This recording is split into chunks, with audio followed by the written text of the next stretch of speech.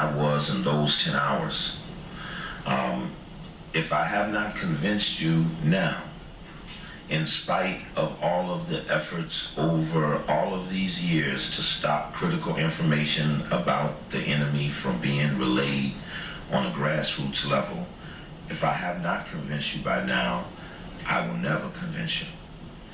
After I left here in the last program, I listened to some of the commentary in regards to the 10 hours worth of information that I had presented here and in other places that was accessible to the people. The information, the best I can tell in lieu of any challenge to repudiate it, is beyond reproach. One's personal feelings about how they had to swallow or accept or listen to the things that I say in carrying those facts have found that it is not the convincing of the information that will make us move. The facts are irrefutable. But the enemy is so wise that it becomes the personality of the bearer of the information that stops the people from beating the enemy that kicks them all day and all night. I listened to some of the laughter and I felt so bad for the victims, because the leadership I know does what it must do so that it can contain and control the people from beating the specific honkies that got the money, the 0.1% of the population that controls 72% of the wealth. That 0.1% pays a lot of money to be protected, and it protects itself in some very subtle, unusual, and almost happenstantial ways. That happenstantial disengagement or disrespect of the knowledge is what our community has suffered from. If you watch Garvey, I stand here and talk to you 5 hours about Cecil Rhodes. Pick up Philosophy and Opinion, and there's Garvey on Cecil Rhodes. But you don't know Garvey for fighting Cecil Rhodes, because the leadership had to assure that he was not the subject. It's Du Bois versus Garvey. When it came down to Malcolm X, and Malcolm had kicked to the point of wanting to get at the jugular vein of the hunky, the last speech. It's not Elijah Muhammad. It's the international white power structure that's headquartered in New York, Paris, England, etc. And they were imperial, colonial remnants, and they continue. And he said it, but the last speech was stricken from the record by Spike Lee as incoherent. And the result was, it was Malcolm versus Elijah. Every time the engagement comes, here is Coakley versus Amos Wilson. It's not Coakley versus the honky, because Coakley gonna kill the honky. And Coakley doesn't want to have to beat or abuse his own people for the privilege to kill the honky, because the honky gone.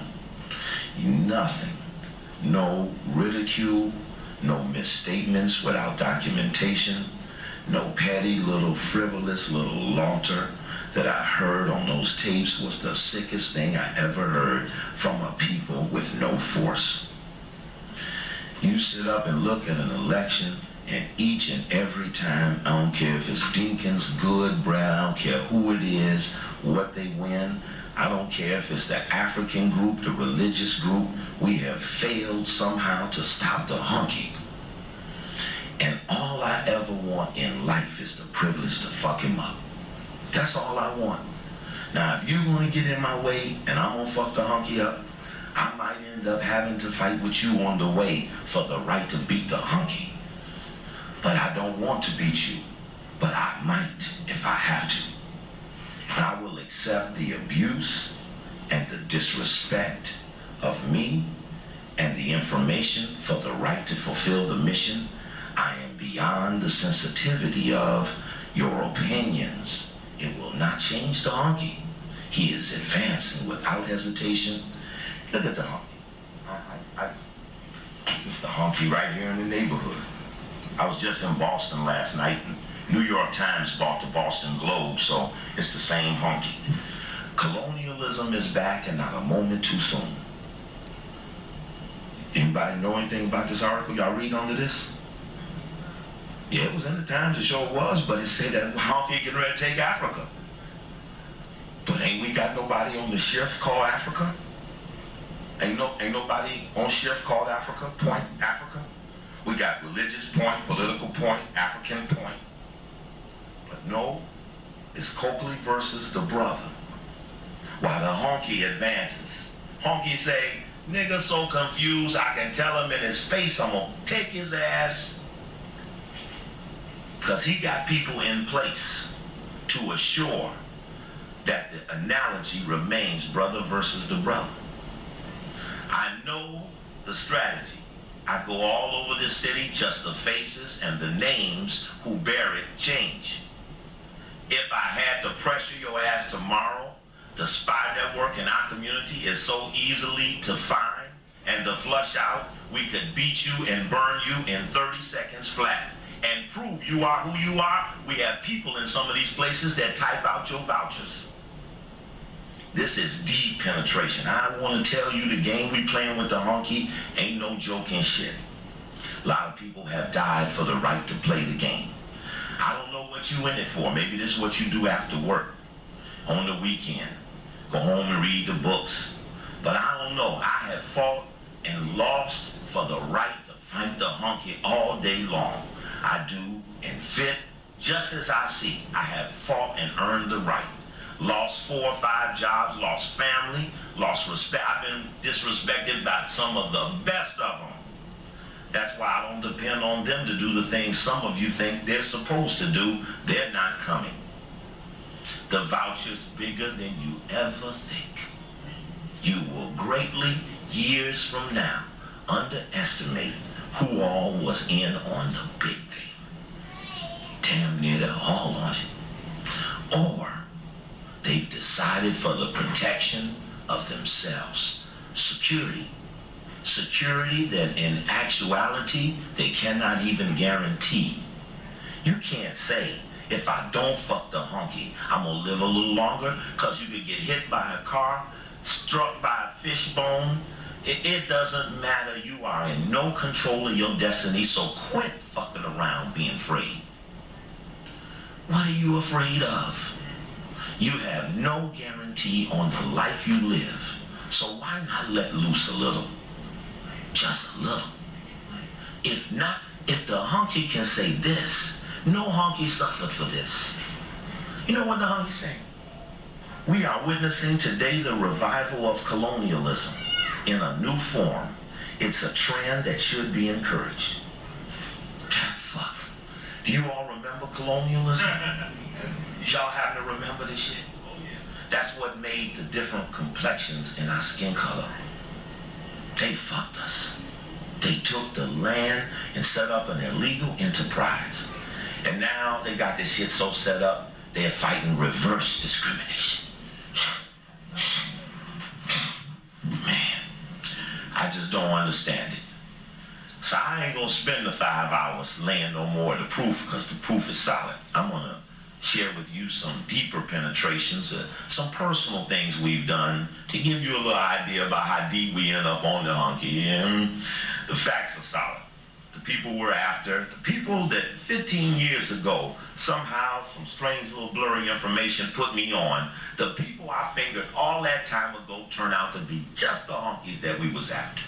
But if I was to share with you the times I've been cut off the radio, the times I've been denied. I was just in Boston. The black paper ran that I was speaking, called me a speaker from D.C. They would not even print my name because the owner of the paper is in the boule. I mean, you know, it does not mean that the information is wrong.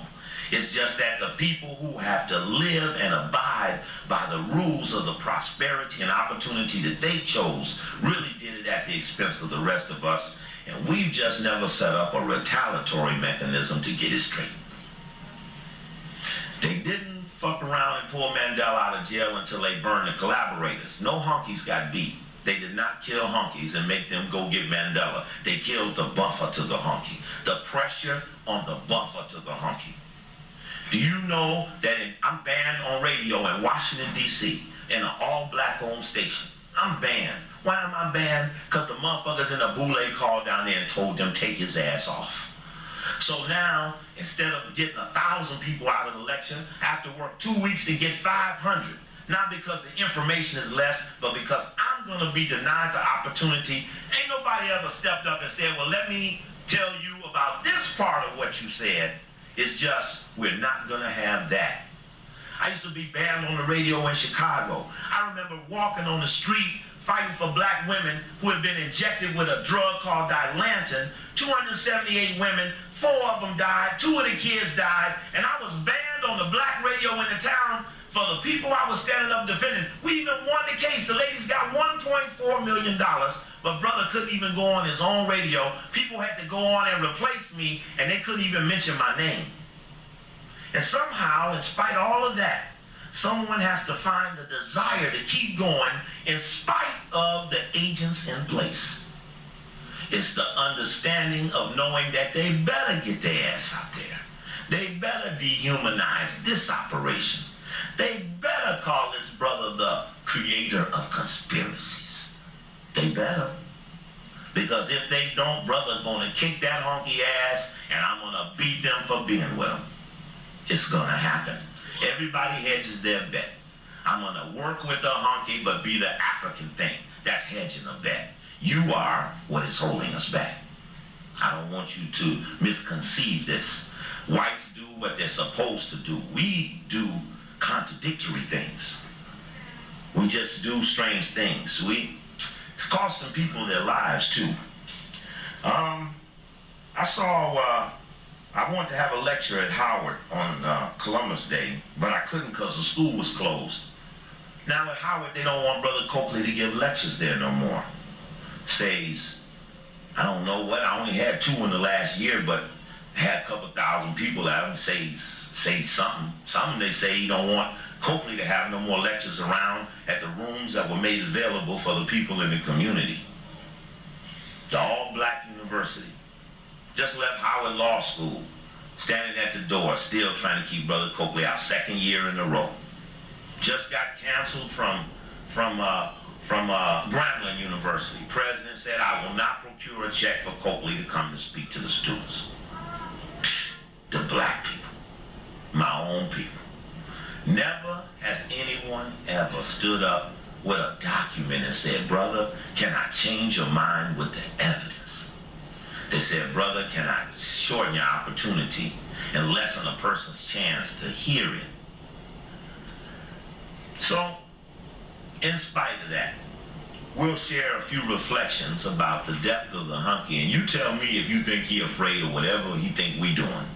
You'll get a good impression of how he think when his moment is gonna come. And when his moment comes and the shit break out, all the other stuff we wish we had prepared for gonna bypass us. The gig will be up. Unless some of us, it won't have to be all of us, in spite of a few, will go forward and do the things that have to be necessary by constantly penetrating and reevaluating and focusing in on the core of the honkies, the core of negativity, the small little group of those that have to be dealt on to make something significant happen.